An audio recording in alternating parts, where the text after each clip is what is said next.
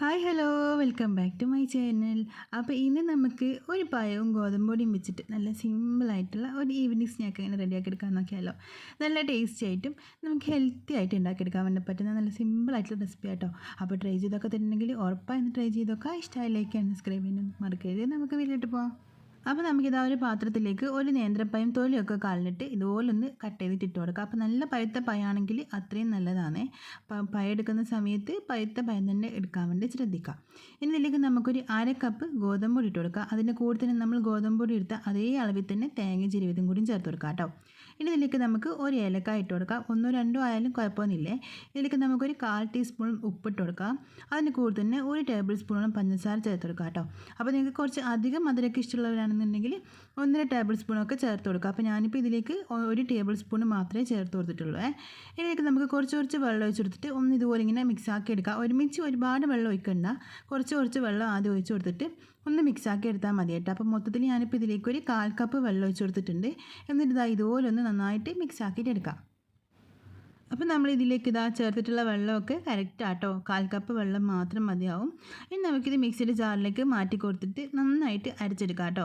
അപ്പോൾ ഇതിലേക്ക് ഇനി വെള്ളമൊന്നും ചേർക്കാനേ പാടില്ല. നമുക്ക് മിക്സിയിൽ ചിലപ്പം ഇതുപോലെ ടൈറ്റായി കഴിഞ്ഞാൽ അരച്ചെടുക്കാൻ ബുദ്ധിമുട്ടാണെന്നുണ്ടെങ്കിൽ നോക്കിയിട്ട് വേണമെന്നുണ്ടെങ്കിൽ 1 ടേബിൾ സ്പൂണോളം വെള്ളം കൂടി ചേർത്ത് കൊടുത്താൽ മതി കേട്ടോ. അത് വേണമെന്നുണ്ടെങ്കിൽ മാത്രം ചേർത്ത് കൊടുത്താൽ മതി, അല്ലാന്നുണ്ടെങ്കിൽ ചേർക്കണ്ട കേട്ടോ. ഇനി നന്നായിട്ട് ഇത് ഫൈനായിട്ട് തന്നെ നമുക്ക് അരച്ചെടുക്കാം. ഇതിപ്പം നമ്മളിത് നന്നായിട്ട് അരച്ചെടുത്തിട്ടുണ്ട്. ഈ ഒരു പാകത്തിന് കേട്ടോ നമ്മൾ ഈ ഒരു മാവ് റെഡിയാക്കിയിട്ട് എടുക്കുന്നത്. ഇനി നമുക്കിതൊരു സൈഡിലേക്ക് മാറ്റി വെക്കാം. അപ്പോൾ ഇനി നമുക്കൊരു പാത്രം വെച്ചിട്ട് അതൊന്ന് ചൂടായി വന്ന സമയത്ത് അതിലേക്ക് നമുക്ക് 1 ടീസ്പൂണോളം ഗീ ഒഴിച്ചെടുക്കാം കേട്ടോ.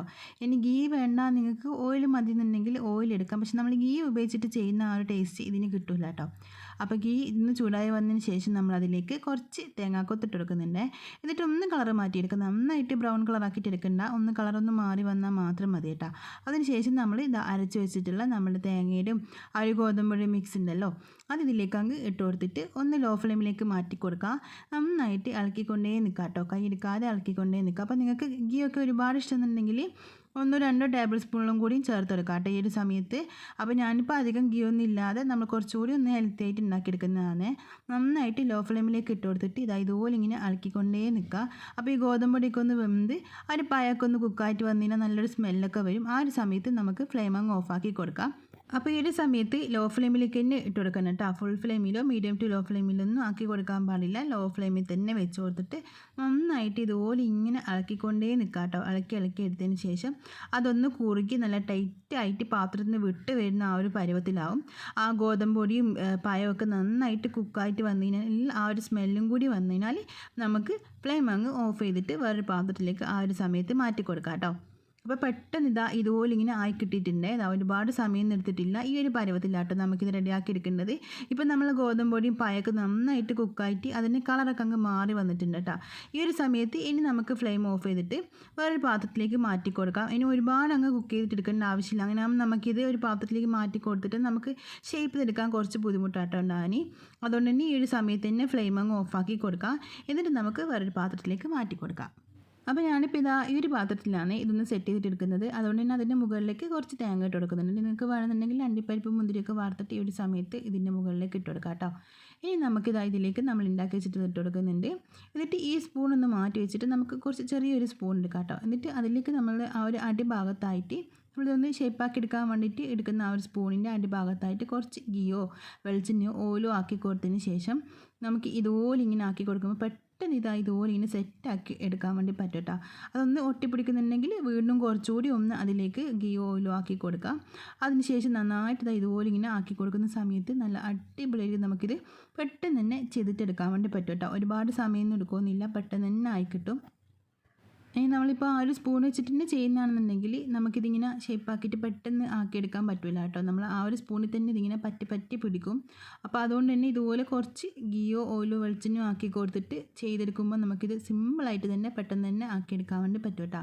അപ്പോൾ ഈ ഒരു പരുവത്തിൽ നമ്മളിത് ആക്കി എടുത്തിട്ടുണ്ട്. ഇനി നമുക്ക് ഇതിനൊന്ന് സെറ്റ് ചെയ്യാൻ വേണ്ടിയിട്ട് ഒരു 10-15 മിനിറ്റ് ഒന്ന് വെയിറ്റ് ചെയ്യാം കേട്ടോ. 15 മിനിറ്റിന് ശേഷം നമുക്കിത് വേറൊരു പാത്രത്തിലേക്ക് മാറ്റി കൊടുത്തിട്ട് ഇഷ്ടമുള്ള രീതിക്ക് കട്ട് ചെയ്തിട്ട് കഴിക്കാം കേട്ടോ. ഇപ്പോൾ ഒരു 15 മിനിറ്റ് കഴിഞ്ഞിട്ടുണ്ട്. നന്നായിട്ട് ഇത് സെറ്റായിട്ട് വന്നിട്ടുണ്ട് കേട്ടോ. ഇനി നമുക്ക് ഇതിൻ്റെ സൈഡ് ഭാഗം ഒന്ന് ഇളക്കിയെടുക്കാം കേട്ടോ. അങ്ങനെ ആകുമ്പോൾ നമുക്ക് പെട്ടെന്ന് വേറൊരു പാത്രത്തിലേക്ക് മാറ്റി കൊടുക്കാൻ വേണ്ടി പറ്റും. അപ്പോൾ ഇതുപോലെ നമ്മളൊരു സ്പൂൺ വെച്ചിട്ട് ഇതിങ്ങനെ ഇളക്കി കൊടുത്തതിന് ശേഷം നമ്മൾ വേറൊരു പാത്രത്തിലേക്ക് മാറ്റി കൊടുക്കുമ്പോൾ നമുക്കിത് പെട്ടെന്ന് തന്നെ അങ്ങ് ഇളക്കിയെടുക്കാൻ വേണ്ടി പറ്റും കേട്ടോ. പാത്രത്തിലേക്ക് പെട്ടെന്ന് തന്നെ അങ്ങ് മാറി കിട്ടും. അല്ലാന്നുണ്ടെങ്കിൽ ചിലപ്പോൾ ഇത് മുറിഞ്ഞ് പോകാനുള്ള ചാൻസ് ഒക്കെ ഉണ്ട് കേട്ടോ. അതുകൊണ്ട് തന്നെ ഇതുപോലെ ഇങ്ങനെ ഇളക്കിയെടുത്തതിന് ശേഷം നമുക്ക് വേറൊരു പാത്രത്തിലേക്ക് മാറ്റി കൊടുത്താൽ മതിയേ. ഇപ്പോൾ ഇത് നമ്മളിത് സൈഡ് ഭാഗത്തൊക്കെ ഇളക്കിയെടുത്തിട്ടുണ്ട്. ഇനി വേറൊരു പാത്രം എടുത്തിട്ട് അതിൻ്റെ മുകളിലേക്ക് ഇതുപോലെ ഇങ്ങനെ ഒന്ന് കമഴ്ത്തി വെച്ച് കൊടുക്കുക. എന്നിട്ട് ആ ഒരു പാത്രം ഒന്ന് ജസ്റ്റ് ഒന്നിങ്ങനെ പൊക്കിയെടുത്താൽ മതി. ഇതുപോലെ അങ്ങ് ചെയ്താൽ മതി കേട്ടോ. പെട്ടെന്ന് തന്നെ ഇതിങ്ങനെ ഇളകി കിട്ടിക്കോളും. അല്ലാന്നുണ്ടെങ്കിൽ ഇതങ്ങ് മുറിഞ്ഞ് പോകാനുള്ള ചാൻസ് ഉണ്ടാവും കേട്ടോ. നമ്മൾ ഇതുപോലെ ഇങ്ങനെ ഇളക്കി കൊടുക്കാതെ അങ്ങ് പാത്രത്തിലേക്ക് മാറ്റി കൊടുത്താൽ അപ്പോൾ നമ്മൾ അടിപൊളിയായിട്ടുള്ള റെസിപ്പി റെഡി ആയിട്ടുണ്ട്.